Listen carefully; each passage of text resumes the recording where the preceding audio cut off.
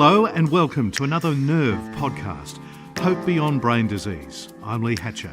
This time, the sport of kings, horse racing, and the often unacknowledged price that jockeys pay for it. I'd call Dale Spriggs a survivor. He's 55 with a career of 4 decades. He's ridden close to 3,000 winners. But the price he's paid was featured in a major report by Tracy Bowden on the ABC's 7:30 program. It's going to bolt in for Dale Spriggs. Jockey Dale Spriggs rode almost 3,000 winners in a career spanning close to 40 years. He's cruising down to the line, 2.5. It's a brilliant dashing win. And Dasher Spriggs has been able to win it on this outstanding little But along with the wins came plenty of hard knocks. It's a very touchy subject, I feel, at the moment. I've had numerous concussions through my career. Dale Spriggs estimates he's suffered between 20 and 30 concussions, not just in races but during track work and in the barriers. It's left Dale with brain disease under investigation for Chronic Traumatic Encephalopathy, CTE, a form of dementia. Dale joined us with his wife Dani and Dale's neurologist, Dr. Rowena Mobbs. I wanted him first to take us into the sport of kings on top of those magnificent beasts and to all the highs and lows, like when he's heading down the final straight on a winner. What's it feel like? I think it's the best feeling you could get in the world. You know you're going to win. Once you go past that winner post first, there's definitely no better feeling in the world. In my career, I rode all but 3,000 winners, and it's one thing you never get sick of. Yeah. I rode in races for over 38 years, and to this day, I still can't beat the feeling of going past the post first. They're the highs. Take us through the challenges. In any business, you face challenges like keeping your weight down. That's a big part of it. The strict diet that you've got to follow, keeping fit.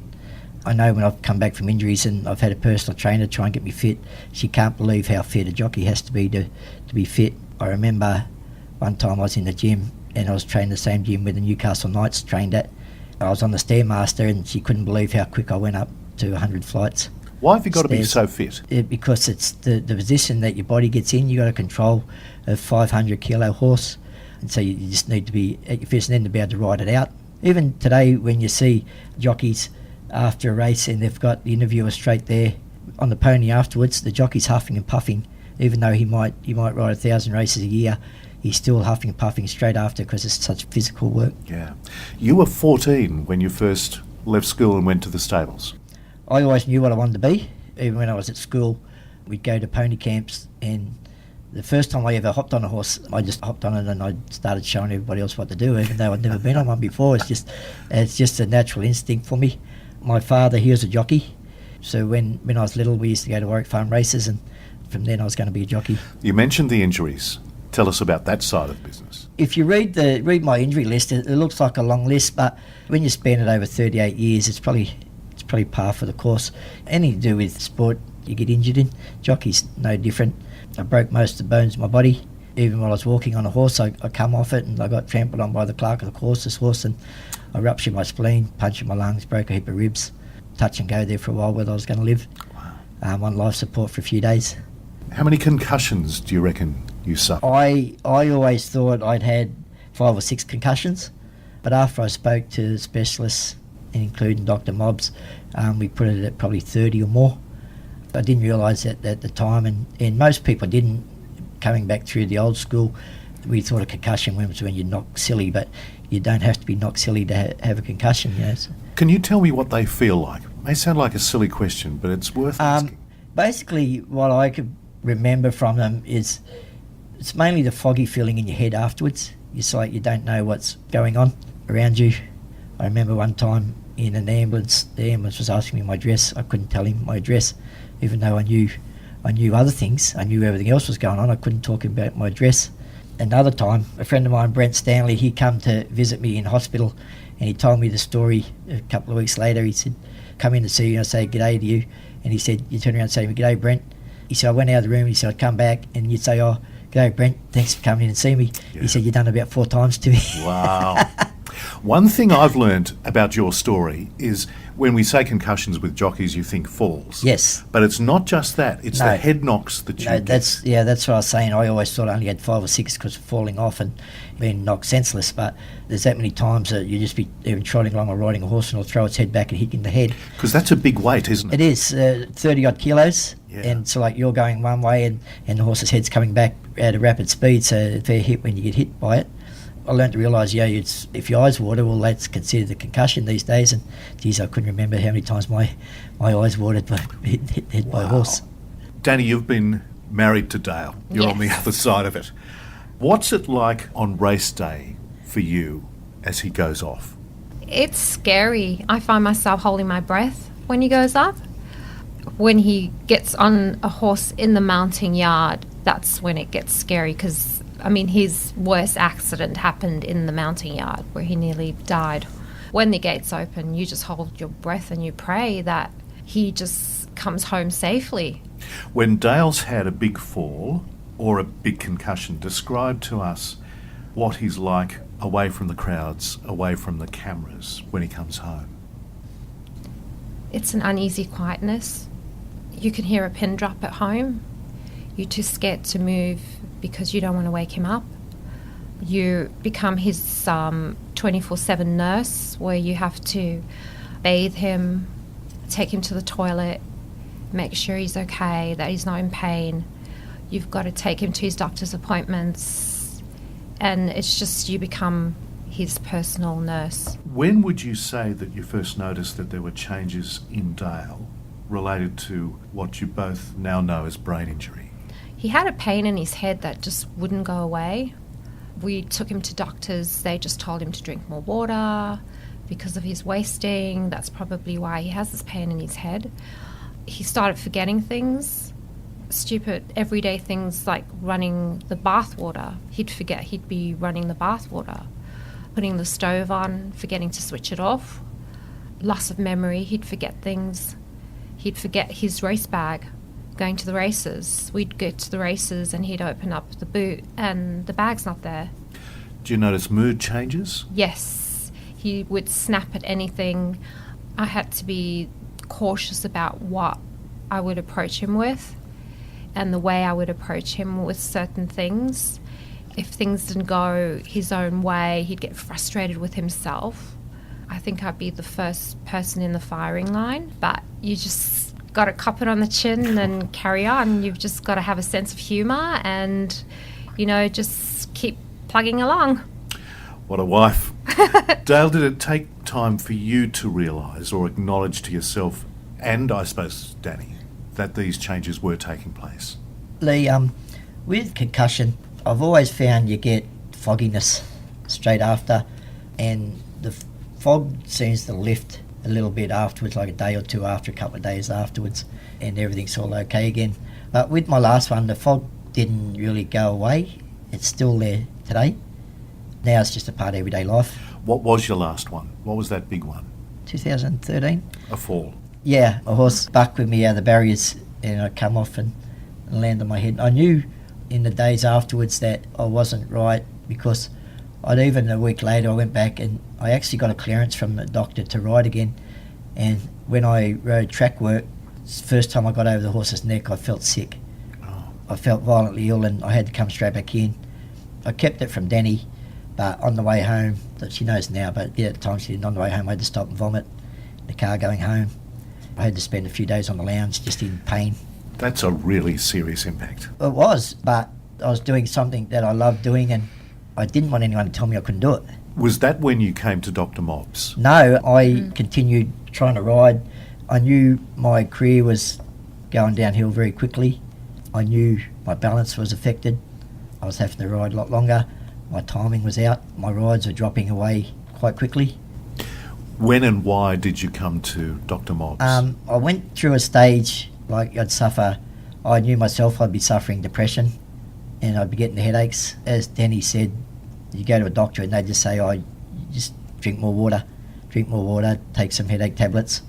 And then we saw on the TV, the Brain Bank story, and Danny wrote them at the bank an email and explained to them what I was going through.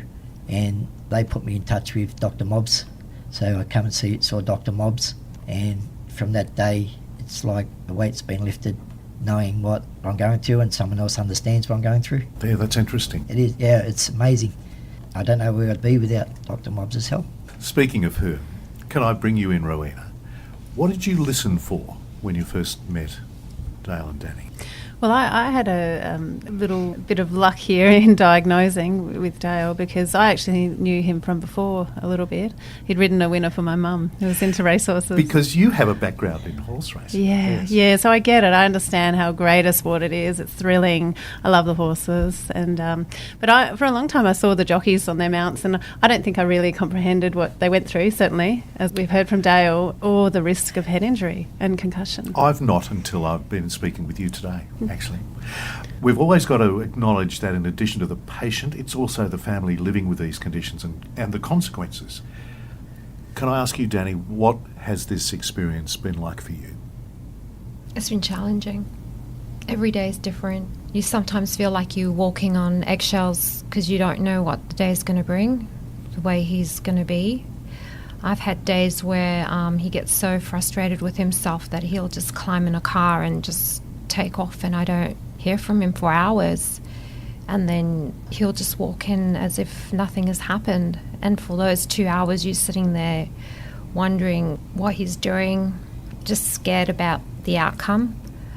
But it's been tough. It's been a tough couple of years for us, because we'd always had that underlying question. We knew that there was something wrong, but nobody could tell us what was wrong. How would you say you keep going through this? I suppose with a sense of humour.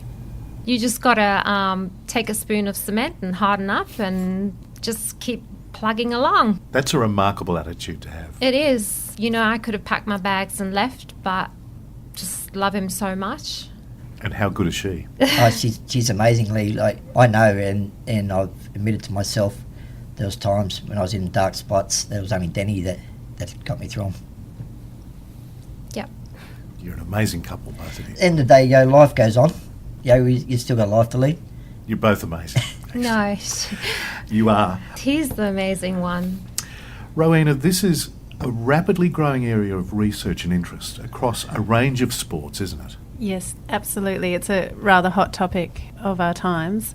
In the US, there have been studies that are well known now, looking at the gridiron or the American football players, and they detected that things weren't quite right in the brain after, and probably in association with lots of head knocks, not just concussion episodes, but probably what we call subconcussion episodes, where the patient doesn't have any symptoms afterwards, but they get a head knock.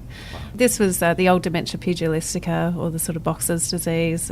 Muhammad Ali, perhaps, punch drunk, had that punch drunk syndrome, where patients, they have the symptoms that can relate to concussion, like memory loss and fogginess and headaches and so on. They don't feel right, but it can persist and decline over time.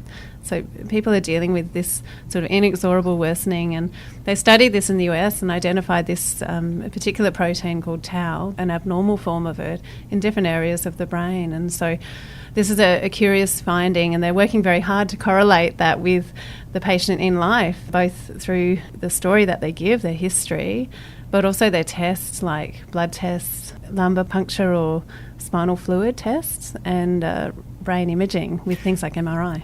And leading on from that, let's have another listen to Tracy Bowden's report on 7:30. Leading this area of research is the Australian Sports Brain Bank, a collaboration between Royal Prince Alfred Hospital and the University of Sydney. This is our main brain bank freezer we use all the time. So once the brains are retrieved and cut, we'll keep these frozen at -80. Dale Spriggs is one of 40 former sports people so far who've pledged their brains so that neuropathologist Michael Buckland and his team can study the relationship between concussion, head injury and CTE. Dale, can I ask you what drove you to pledge your brain to the brain bank? Lee, you see all the good work that Dr. Mobbs and like the brain bank do. Everybody else is quick to donate their organs. It's like in car crashes and everything like that, and they all donate your brain. I'm not going to need it. No. I'm not going to let it. It's some good's going to come out of it. Yes. I hope that Dr. Mobbs and the Brain Bank are proven right, so like with my symptoms, and that they can go on and help future generations of sports people. Bravo. Rowena, what are you looking for with the Brain Bank, and how might that both help people in Dale's position and how it might impact what I think is a range of sports? Certainly. Well, the key often to understanding diseases is to go for what we call the gold standard, which is pathology under the microscope. Understanding that and running various tests to look at the molecular and often genetic profile of diseases. And then to correlate it in life. And so the Brain Bank at University of Sydney Brain and Mind Centre and at RPA is really important here to, with people, courageous people such as Dale, to pledge their brains and then we can study them well in life and understand this disease. And you're right, concussion's not just a single entity, it's probably got a whole spectrum, both for individuals, for patients, but also across sports. So if you think about different sports, say rugby, there's a lot of collision in that without helmets, and although helmets may be a bad thing potentially in the US. Also, if you think about soccer, heading the ball, where the soccer ball can be really heavy, and so when they're heading the ball and we think that was not exactly a good thing and probably had some injury associated with that. Or there's sports like diving where you're just hitting the water time and time again. There's some early research that may impact and cause some injury. And also then we've heard racing or out to the extremes like boxing, where the aim is to cause injury and knock them out. So with that range of concussion that we see, I think there'll be different guidelines that are important in these different sports, and we're certainly seeing some nice guidelines to assist in the community and reduce our risk of sport. Nobody wants to tell kids not to play sport, right? It's a great thing for their physical health and socially, psychological health, and it's just a wonderful thing really. But we're aiming to reduce the risk and at least understand that risk, prevent, and then if people have had concussions, manage them well. And then if they do have this sort of potential picture of decline, well, we need to follow them closely and then hopefully one day treat or cure this. For now, can I ask you what you've done to help Dale as he is and into the future? The very first thing was understanding Dale's story a little and listening to him. So I think it's common in concussion to be told, you'll be right, off you go, back on the horse, if I can use the pun. I saw your eyes wide open when Dale said, I went to the doctor and he gave me a clearance to ride again. Yeah, so if a person's symptomatic still from a concussive episode, that's not ideal to be back. You're at greater risk of further concussions once you've had one. And certainly if you're symptomatic, your judgment's not good, you could easily fall off again, let's say, and have another, perhaps more serious episode. But for now, there are things you can do to help Dale. Yes, yeah. So we try to treat his headache and his pain, and with that hopefully lift some of the cloudedness and other symptoms that he has as far as we can with our medication. We try to offer support as far as any mood changes and emotional ability, so there might be psychology involved or other medications and supports. We got him to an occupational therapist, in particular a neuro-occupational therapist, so an OT who's been there, done that, understands these sorts of conditions and help him with memory tasks and strategies around his day-to-day life. Very important. And we also tried to understand his illness and characterise what trouble he was having in the brain. So neuropsychology assessment to really pinpoint which parts of the brain were affected and in what way. And did this all constitute a syndrome of neurodegeneration? There's a couple of important points to mention about the symptoms that people can have and diagnosing them. So one is that sometimes, or in fact often, migraine can cloud the picture. So we try to treat that and deal with that. Then we're left with, often these symptoms that can go on and worsen over time. We don't know, we can't sort of be certain that someone has CTE in life. There is that cloud of uncertainty in a way for patients often and their relatives. So we try to be there to sort of treat any symptoms as they rise as far as we can and to watch them over time and be there if there is a worsening. How's it helped, Dale? It's been amazingly, as I said earlier, it's after the first visit with Dr. Mobbs, the big weight had been lifted. The medications helped a lot as far as the headache's concerned and my depressions. I sort of try and make a little bit of light of it now, because I prefer to look on the bright side than all doom and gloom. I consider I've still got plenty of life to live, so I'm going to make the most of it. Yeah. And I've got a great job now by helping other people in the racing industry, and it gives me something to strive for, keep my brain working. And Dr. Mobbs told me that's the main thing, is try and keep improving your brain, what it knows. So, and I get by really good. I've got 2 diaries I take every day with me everywhere, and I write everything down, so I can always just go back and look at it on my phone. I get in the car, I got the app that just plug my phone in and it'll take me anywhere I want to go. Because there is still life to live. Yeah, there's life to live. Yeah, I'm not planning on giving up. No. And I don't want to give up. I've never been to give up in my life. Danny, how's it made a difference for you? It has. After seeing Dr. Mobbs, just that weight that's been lifted off his shoulder and the smile that's come back to his face. It's just understanding, like, now I know what I'm going through, and there's someone there. Like Dr. Mobbs has been amazing. I can ring her up and talk to her anytime I like. She's always there offering support for me. It's amazing. Can I ask you both the same question? Starting with you, Danny. What's the future look like for you two? I think the future's looking great now. We've got a lot to live for. Starting fresh now in Melbourne, the 2 of us. Well, Dale's already there now. It's sort of opened everything up for us. You're still being realistic about it, though. Oh yeah, realistic. Because I know there's other jockeys that have had head knocks and everything like that. I talk to them all the time. We try and help each other out. Got to be realistic about it. I know what the end is for me, but I'm not going to mope about it. I just feel like we've been given a second chance with everything now. You know, that there is somebody out there that knows what we're going through. We were walking around, both of us, in a cloud because we didn't know what was wrong. And just that reality that set in, that we weren't going mad, that there was really something physically wrong with him, I think has just changed our whole perspective on life now. What an amazing transformation. It really is. It's like a weight lifted once you know what you're going through. Yes. It's just like a big weight's being lifted off my shoulders. Someone understands and knows what I'm going through and can help me. And you know where you are. Sometimes I know where I am. Not all the time. I think all 3 of you are truly remarkable. Can I just say that? Dale Spriggs and Danny and Rowena, thank you so much indeed for a really important conversation. Thanks for joining us. Thank you, Lee. Thank you. Thanks so much for joining us for this Nerve podcast, Hope Beyond Brain Disease. I'm Lee Hatcher. There's a whole host of information and resources at www.sydcog.com.au.